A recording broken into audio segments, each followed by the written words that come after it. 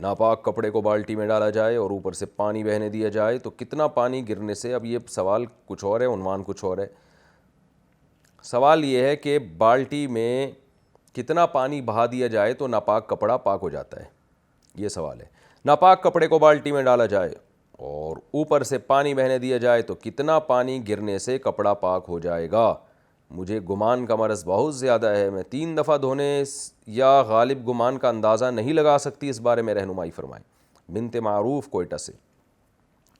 دیکھیں، کپڑے پر جب تک نجاست کا نشان، بدبو باقی ہے تو وہ بہتے ہوئے پانی میں ڈالنے سے پاک نہیں ہوتا.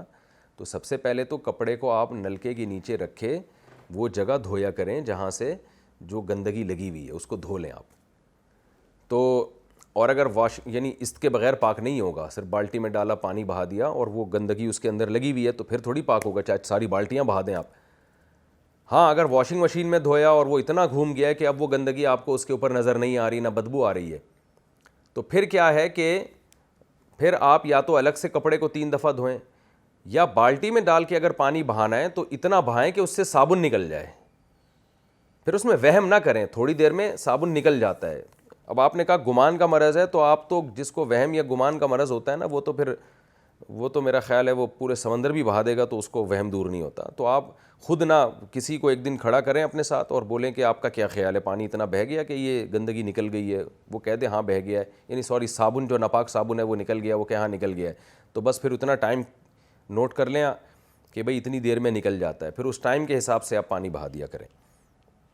اور اگر نجاست ایسی ہے کہ اس کے نہ بدبو ہے نہ اس میں کوئی رگڑنے کی ضرورت ہے، جیسے پیشاب کا ایک قطرہ لگ گیا، تو پھر اس کا حکم یہ ہے کہ اگر پانی بہایا، یعنی جب بالٹی میں آپ نے کپڑا ڈالا تو پانی جیسے ہی بہنا شروع ہو جائے گا تو بس وہ فوراً وہ کپڑا پاک ہو جائے گا، کیونکہ بہتا ہوا پانی پاک ہے، وہ اپنے ساتھ نجاست کو لے کے باہر نکل گیا ہے.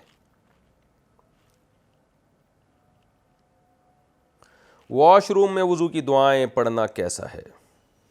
واش روم میں وضو کرتے وقت دعائیں پڑھنا کیسا ہے جبکہ واش بیسن کموڈ سے فاصلے پر ہے؟ رشید احمد، مانسہرہ.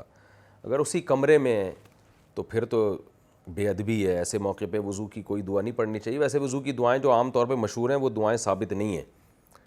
تو لیکن اگر کوئی جیسے بسم اللہ پڑھنی ہے، کلمہ شہادت پڑھنا ہے، تو یہ اس میں نہ پڑھا جائے، اور اگر دور ہے تو پھر آپ پڑھ سکتے ہیں. کھانے کے دوران باتیں کرنا کیسا ہے؟ کھانا کھاتے وقت باتیں کرنا کیسا ہے؟ آصف صاحب، کشمیر سے. دیکھیے، کھانا کھاتے ہوئے بہت پیچیدہ باتیں، بہت علمی باتیں جن میں انسان کا دماغ لگ رہا ہو بہت زیادہ، تو ایسی باتیں کرنا مکروہ، ناپسندیدہ ہے، کیونکہ اس سے کھانے کی لذت میں بھی کمی آتی ہے اور کھانا ہضم بھی نہیں ہوتا، کیونکہ آپ کا دماغ دوسری طرف گیا ہوا ہوتا ہے.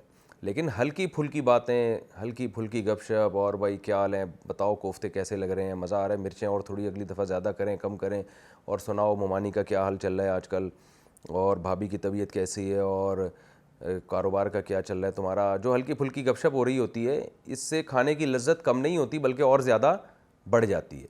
تبھی آپ دیکھیں اکیلے کھانے میں کبھی بھی مزہ نہیں آتا، کھانا ہمیشہ گھر والوں کے ساتھ بیٹھ کے یا دوستوں کے ساتھ بیٹھ کے کھانے میں مزہ آتا ہے. تو اس کی وجہ یہی ہے کہ آپس میں گیدرنگ ہوتی ہے. اگر چپی بیٹھ کے کھانا تھا تو پھر اکیلے بیٹھ کے کھا لیتے، کسی کے ساتھ بیٹھ کے کیوں کھا رہے ہو؟ تو یہ جو مشہور ہو گیا نا کہ کھانا کھاتے ہوئے باتیں نہیں کرنی چاہیے، بالکل غلط مشہور ہو گیا ہے. کھانا کھاتے ہوئے بالکل باتیں کر سکتے ہیں، بلکہ کھانا کھاتے ہوئے ہی باتوں میں بڑا مزہ آتا ہے، لیکن باتیں بہت گاڑی، بہت پیچیدہ، کوئی پھڈے والی نہیں ہونی چاہیے. ہلکی پھلکی خیر خیریت، ہلکا پھلکا ہنسی مذاق، اس طرح کی باتیں اگر کی جائیں کھانا کھاتے ہوئے تو نہ صرف یہ کہ جائز ہے بلکہ اس سے کھانے کی لذت بھی بڑھتی ہے، آپس کے تعلقات بھی اچھے ہوتے ہیں. تو اس کو بعض لوگ بہت شدت سے غلط کہتے ہیں، تو یہ ایسا نہیں ہے، بلکہ کر سکتے ہیں، کوئی حرج نہیں ہے.